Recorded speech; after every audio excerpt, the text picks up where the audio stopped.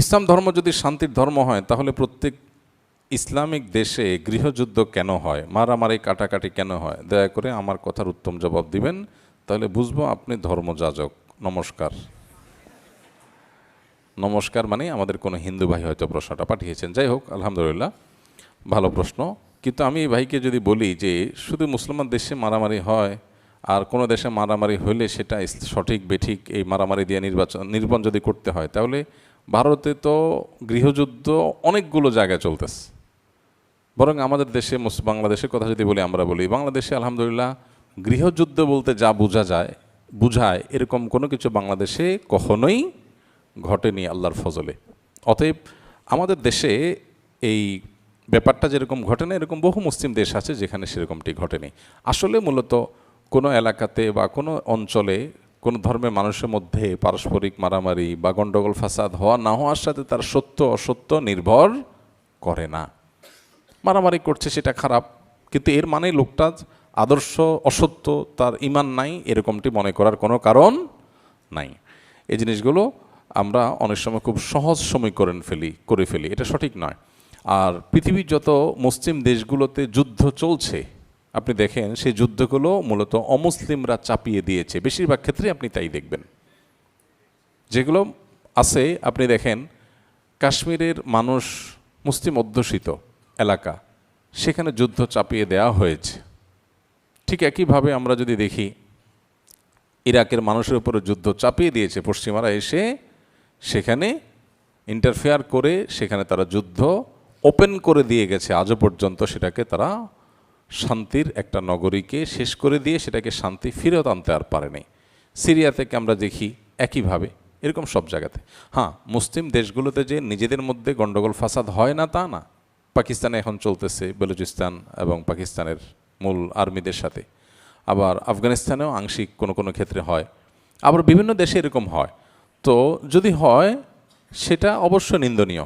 আল্লাহ কোরআনে বলেছেন যে ইমানদারদের দুটি দল, দুটি গ্রুপ যদি নিজেরা মারামারিতে লিপ্ত হয়, ফাসলিহু, তোমরা সেখানে মীমাংসা করে ফেলো, এটাকে শেষ করে ফেলো, এটাকে জিয়ে রেখো না। তো এটা আল্লাহ তাআলা আমাদেরকে নির্দেশ করেছেন। মানুষ হিসেবে একসাথে থাকতে গেলে তো স্বামী স্ত্রীর সাথেও কি হয়, ঝগড়া হয়, মতপার্থক্য হয়। অতএব একটা সমাজে মানুষের সাথে আর কিছু অংশের সাথে কিছু অংশের ভিন্ন মত হবে, ভিন্ন মতটা ঝগড়ায় যাবে, ঝগড়া যুদ্ধে পর্যন্ত যেতে পারে, এটা অস্বাভাবিক নয়।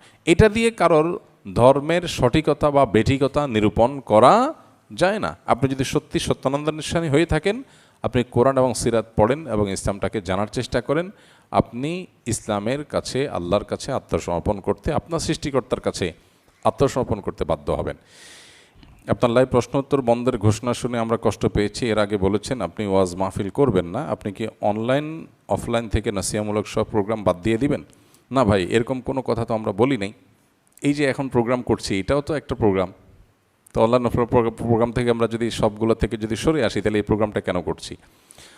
মূলত আমরা বলেছি যে লাইভে আলহামদুলিল্লাহ 7 বছর ধরে 313টি পর্বে 20,000-এরও বেশি প্রশ্নের উত্তর দেওয়া হয়েছে আলহামদুলিল্লাহ। এখন নতুন করে মানুষের যে জিজ্ঞাসা আছে সেগুলোর উত্তর জানার জন্য আসুন্নাহ ফাউন্ডেশনে কল সেন্টারে দক্ষ ওলামা একরাম আছেন। এসব আলেমগণ বাংলাদেশ সময় সকাল 8টা থেকে রাত 10টা পর্যন্ত টেলিফোনে বা আমাদের যে অফিসের নাম্বার আছে সেই অফিসিয়াল নাম্বারে, আপনার ফেসবুকে বা যে কোনো জায়গা থেকে, গুগল থেকে আমাদের অফিসের নাম্বার, আসুন্নাহ ফাউন্ডেশনের নাম্বার আপনি পাবেন। কল করলেই আপনি প্রশ্ন উত্তর পাবেন। ওলামা একরাম তৎক্ষণাৎ যদি উত্তর দিতে না পারেন, পরবর্তীতে তারা বোর্ড বসায়া কলারকে তারা উত্তর জানায় দিয়ে থাকেন। সো আমাদের যেহেতু প্রশ্নের উত্তর দেওয়ার জন্য একটা ভালো ব্যবস্থা হয়েছে, এদিকে আমাদের আরও অনেক কাজ বেড়েছে, সেজন্য আমরা এই কাজটা এখানে শেষ করছি। আর প্রশ্ন উত্তর সেশনে যে এখানে করতেছি, অন্যান্য অফলাইন প্রোগ্রামগুলোতে আমরা করবো ইনশাআল্লাহ। এবং লাইভের বিকল্প হিসাবে আমরা বলেছি নবী করিম সাল্লাল্লাহু আলাইহি ওয়াসাল্লামের হারানো সুন্নাহগুলো নিয়ে আমরা ধারাবাহিক একটা প্রোগ্রাম লাইভ যে সময়টাতে যেত, যেদিন যাইতো ওই দিনই আমরা ইনশাআল্লাহ সম্প্রচার করব। পরবর্তী শুক্রবার থেকে শুরু হয়ে যাবে। অর্থাৎ একটা প্রোগ্রাম বন্ধ হলেও তার বিনিময়ে, তার পরিবর্তে আমরা আরেকটা প্রোগ্রাম চালু করছি তার জায়গায়। এবং সেই সাথে আমাদের দাওয়াতি কার্যক্রমের মধ্যে এই যে মসজিদ কমপ্লেক্সে, আসুন্নাহ ফাউন্ডেশন মসজিদ কমপ্লেক্সে আমরা প্রতি আরবি মাসের প্রথম বৃহস্পতিবার দিবাগত রাতে আমরা এখানে হালাকা করি। মাগরিবটা এসে আলোচনা হয়, মেয়েদের বসার ব্যবস্থা থাকে আলাদা করে, পুরুষদের আলাদা থাকে, আর সেই সাথে আমরা রাত্রি যাপন করি, আগে থেকে নিবন্ধন করতে হয়, সেই হিসাবে আমরা রাত্রি যাপন করি, সকালে আলোচনা হয়, বিভিন্ন আমল হয়, বিভিন্ন তালিম হয়। তো আমরা আলহামদুলিল্লাহ অফলাইন বিভিন্ন প্রোগ্রামের পরিমাণ বাড়াচ্ছি এবং অনলাইনে বিভিন্ন নতুন নতুন প্রোগ্রামে আমরা যুক্ত হচ্ছি, সেজন্য লাইভ প্রোগ্রামটা বাদ দিয়েছি। আর মাহফিল বাদ দিয়েছি, মাহফিল রাত বিরাত গভীর রাত পর্যন্ত আলোচনা করতে হয়, যেটা সুন্নাহর সাথে যায় না।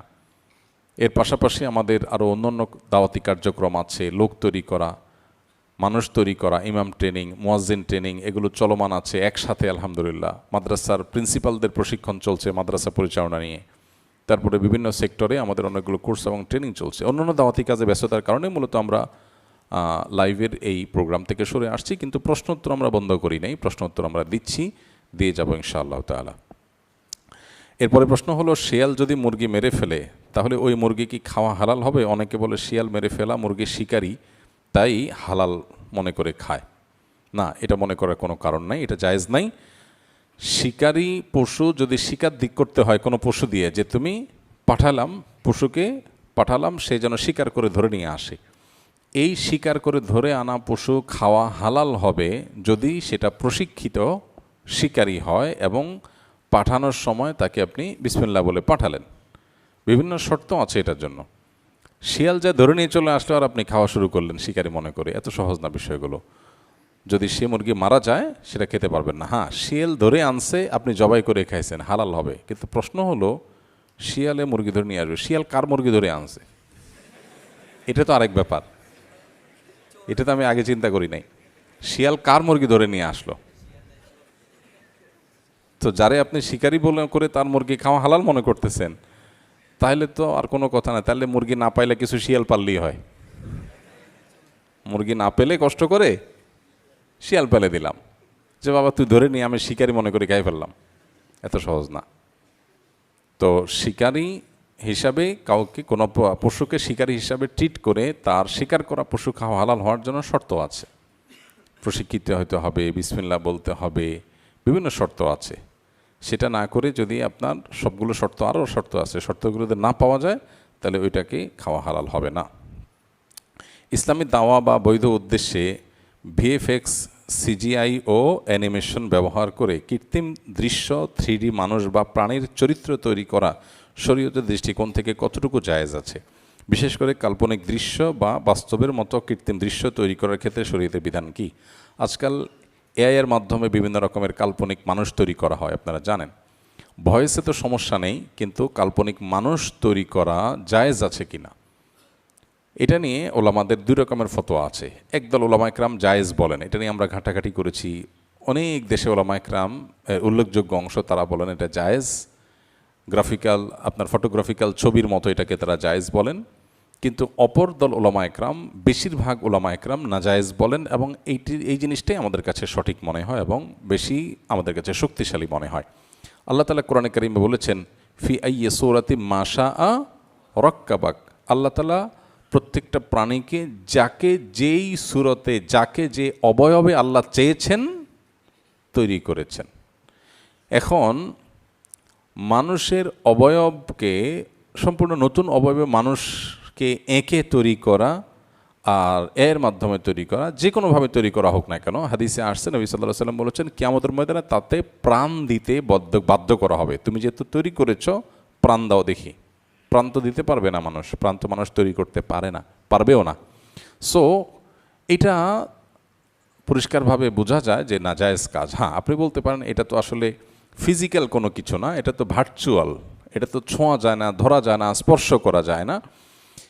এই একটা জায়গা থেকে অনেক ওলামা একরাম জায়েজ বলেন। কিন্তু একটা হলো যে একজন মানুষের ছবি, ভার্চুয়াল ছবি বা এটার সফট কপি কোনো ডিভাইসে আছে, সেটা একটা জিনিস, যে অরিজিনাল মানুষটারই একটা ছবি, জাস্ট একজন মানুষের জন্য 3টা গ্লাসে দেখা যাচ্ছে একটা মানুষকে, এরকম অনেকটা হলো। কিন্তু এখানে তো আপনি সম্পূর্ণ নতুন একটা মানুষ ক্রিয়েট করলেন, নতুন একটা মানুষ তৈরি করলেন। এটা একে তো এই আয়াতের দিকে তাকালেও ওটা নাজায়েজ বোঝা যায়, আর দ্বিতীয়ত হলো যে সম্পূর্ণ নতুন মানুষ সৃষ্টি করা আর ফটোগ্রাফিক্যাল ছবি হুবহু আগের মানুষটাই তাকে আপনার সেভ করা, তার ভিডিও বা কোনো ছবি ধারণ করা, দুটো এক জিনিস না। একটা রিয়েল আর একটা হলো টোটালি তৈরি করা।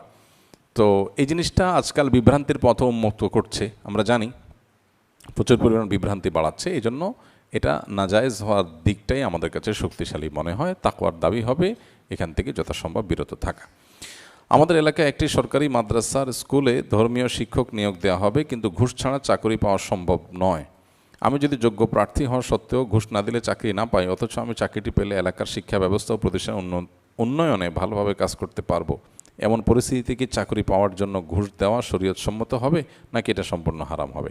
যদি আপনার কোনো ন্যায্য অধিকার থেকে আপনাকে বঞ্চিত করা হয়, ঘুষ না দিলে আপনি এটা পাবেন না, এরকম হয়, তাহলে সেক্ষেত্রে সেখানে ঘুষ দিয়ে আপনি অধিকারটা নিলে আপনার গুনাহ হবে না, কিন্তু যিনি আপনার কাছ থেকে ঘুষ গ্রহণ করেছেন তিনি সর্বাবস্থায় গুনাহগার। আমার ন্যায্য অধিকার, কিন্তু ঘুষ ছাড়া আমাকে দিবে না, তাহলে বাধ্য হয়ে আমি ঘুষ দিতে হলো, এটা দিলে নাজায়েজ নয়। আর যদি ব্যাপারটা এরকম যে আমার আসলে অধিকারের ব্যাপার না, আমি আসলে অত যোগ্য না, আমার চাইতে যোগ্য লোক আরও আছে, কিন্তু আমি ঘুষ দিয়ে চাকরিটা নিলাম, তাহলে হারাম হবে, তাহলে এই কাজটা হারাম হবে। বাট যারা ক্যান্ডিডেট আছে এদের মধ্যে আমি সবচেয়ে যোগ্য, কিন্তু আমাকে দিচ্ছে না, কেন? ঘুষের জন্য, বাধ্য হয়ে আমি ঘুষ দিলাম, জায়েজ আছে। যদি কেউ ঘুষ না দিয়া অন্য চাকরির চেষ্টা করে সেটা হবে আরও ভালো, তাকওয়ার দাবি যদি কেউ করতে পারে। শামসুন নাহার হবিগঞ্জ থেকে লিখেছেন, আমার সন্তান আত্মহত্যা করেছেন। সে ছোটবেলা থেকে কিছুটা ভিন্ন স্বভাবের ছিল, পড়াশোনাও মনোযোগী ছিল না, সংসারের দায়িত্ব ভবিষ্যৎ নিয়ে তাকে মাঝে মধ্যে শাসন করতাম। মৃত্যুর দিনও আমি তাকে কিছু বিষয়ে বোঝানোর চেষ্টা করি, কিন্তু সে রাগ করে চলে যায়, এরপর আত্মহত্যা করে। এখন মনে হচ্ছে তার মৃত্যুর জন্য আমিই দায়ী। আমি কিভাবে আল্লাহর কাছে ক্ষমা পাবো, আর আমার সন্তানের কবরের আযাব থেকে মুক্তির জন্য আমি কি করতে পারি? ও কি জান্নাতে যেতে পারবে? আত্মহত্যাকারী কি কাফির? আত্মহত্যাকারী ব্যক্তি কাফির না, আল্লাহ তাআলা চাইলে তাকে মাফ করতে পারেন। তবে হাদিসে খুব ভয়াবহ কথা বলা হয়েছে, যে ব্যক্তি আত্মহত্যা করে মারা যাবে সে চিরকাল জাহান্নামে যাবে, এবং যেটা দিয়ে আত্মহত্যা করবে ওইটা দিয়েই তাকে শাস্তি দিতেই থাকতে হবে, দিতেই থাকা হবে, দিতেই থাকা হবে অনবরত। এই জন্য কোনো ইমানদার কখনো আত্মহত্যা করতে পারেন না, যত কষ্ট হোক, যত পরিস্থিতি খারাপ হোক, তিনি আল্লাহর উপর ভরসা করবেন, কিন্তু কখনো আত্মহত্যার দিকে যেতে পারেন না। কোনো সন্তান যদি অ্যাবনর্মাল হয়, অসুস্থতার কারণে এরকম কিছু ঘটায় থাকে, আশা করে যে আল্লাহ তাআলা তাকে মাফ করবেন। আর মা হিসাবে, বাবা হিসাবে সন্তানকে বোঝাতে গিয়ে যদি সে ভুল বোঝে, তাহলে সেক্ষেত্রে আল্লাহর কাছে আপনার দায় থাকবে না। তারপরেও আপনার যদি মনে হয় যে আমার একটু বেশি বলা হয়ে গেছে, সে সেটা নিতে পারে নাই, তাহলে আপনি আল্লাহর কাছে ইস্তেগফার করেন। মানুষের ইচ্ছার বাইরে যদি কিছু হয়ে যায়, আল্লাহ তাআলা সেটার জন্য মাফ করেন। নিরাশ হওয়ার কোনো কারণ নাই। একদিকে নিজের জন্য মাফ চাইবেন, একদিকে সন্তানের জন্য মাফ চাইবেন, আল্লাহ তাআলা মাফ করবেন। অতিরিক্ত নৈরাশ্য মানুষকে কুফুরের দিকে নিয়ে যায়। আল্লাহর রহমতের আশা ছেড়ে দেওয়া উচিত না। আল্লাহ মাফ করবেন সে সুধারণা রেখে আপনি আল্লাহর কাছে ইস্তেগফার করবেন। সম্প্রতি সৌদি আরবে কোরআন প্রতিযোগিতা আমাদের দেশের মাদ্রাসার ছাত্র প্রথম হয়েছে, কিন্তু আমাদের দেশে তাদেরকে অভ্যর্থনার কোনো ব্যবস্থা করা হয় না, তাদেরকে অবহেলা করা হয়। এ নিয়ে যদি কিছু বলতেন।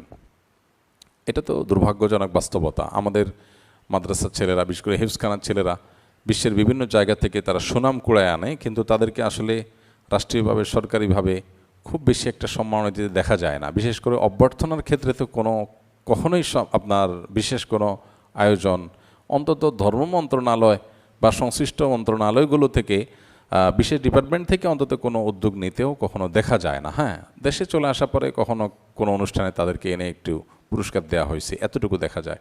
এতগুলো দেশের সাথে কম্পিটিশন করে যে ছেলেরা এত মর্যাদা, এত সম্মান, দেশের সুনাম কেড়ে এনেছে, তাদের সম্মান দেওয়া দেশের মানুষের কর্তব্য। বাকি কাঠামোগত ইসলাম বিদ্বেষের কারণে কিনা জানি না, এগুলোকে সবগুলোকে সাইড করা হয়, আলেমুল আমাদের কাজগুলোকে সাইড করা হয়। আলেমুল আমাদের কোনো অর্জনকে সামনে তুলে আনার চেষ্টা করা হয় না, বরং সেগুলোকে লুকানোর চেষ্টা করা হয়। এই জুলুম এদেশে দীর্ঘদিন থেকে চলে আসছে। ধার্মিকদের প্রতি এই অবিচার, এই বৈষম্য, এটা বন্ধ হওয়া দরকার, আলোচনা ওঠা দরকার, সবাই যার যার জায়গা থেকে কথা বলা দরকার। আল্লাহ আমাদেরকে তৌফিক দান করুন।